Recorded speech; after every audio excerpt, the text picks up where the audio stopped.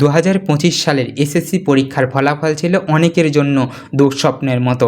দেশে পাশের হার 83% থেকে নেমে এসেছে 68-তে। সেখানে হতাশা আর কান্না ছিল চোখে চোখে, কিন্তু এই অন্ধকারে আলো হয়ে উঠেছে চট্টগ্রামের দুই নক্ষত্র নিবিড় কর্মকার ও শাফিন ইলহান। যেখানে হাজার হাজার শিক্ষার্থী এই বছর ফেল করেছে, সেখানে এই দুই কিশোর অদ্ভুত দৃঢ়তার ছিনিয়ে এনেছে দেশের শীর্ষস্থান।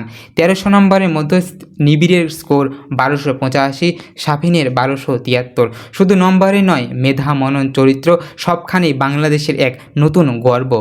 এক্সপেরিমেন্ট ক্লাসরুম প্রশ্ন করতে থাকা নিবিড় শুধু মুখস্থ করতো না, সে চিন্তা করতো, বুঝে পড়তো, ভুল হলে শিখতো। গণিত অলিম্পিয়াড, বিজ্ঞানভিত্তিক প্রতিযোগিতা, বিতর্ক সবখানে তার পদচারণা ছিল দীপ্তিময়। শিক্ষকরা বলেন, এই স্টুডেন্ট শুধু পড়াশোনাকে দায়িত্ব নয়, ভালোবাসা হিসাবে নিয়েছিল।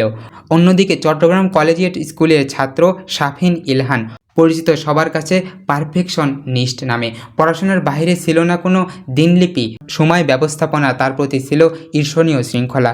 আর শিক্ষকরা বলেন, শাফিন নিজেই এক অনন্য প্রতিষ্ঠান। এবছর যখন দেশের গড় পাশের হার কমেছে 15%, তখন নিবিড় ও শাফিন প্রমাণ করেছে মেধা এখনও বেঁচে আছে। সঠিক দিক নির্দেশনা, কঠোর পরিশ্রম আর আত্মনিয়ন্ত্রণ থাকলে সম্ভাবনার সীমা আসলেই আকাশ। চট্টগ্রামের দুটি শিক্ষা প্রতিষ্ঠান নরসিংদীবাদ সরকারি বালিকা উচ্চ বিদ্যালয় ও কলেজিয়েট স্কুল দেখিয়ে দিয়েছে, শিক্ষা মানে শুধু কোচিং নয়, শিক্ষা মানে আদর্শ গড়ে তোলা। শিক্ষকরা তৈরি করে ফেলেছেন এমন এক পরিবেশ যেখানে স্বপ্ন দেখা যায় আর সেই স্বপ্নকেই বাস্তব করা হয়। এই দুই শিক্ষার্থীর সাফল্য আজ লাখো শিক্ষার্থীকে পথ দেখাবে।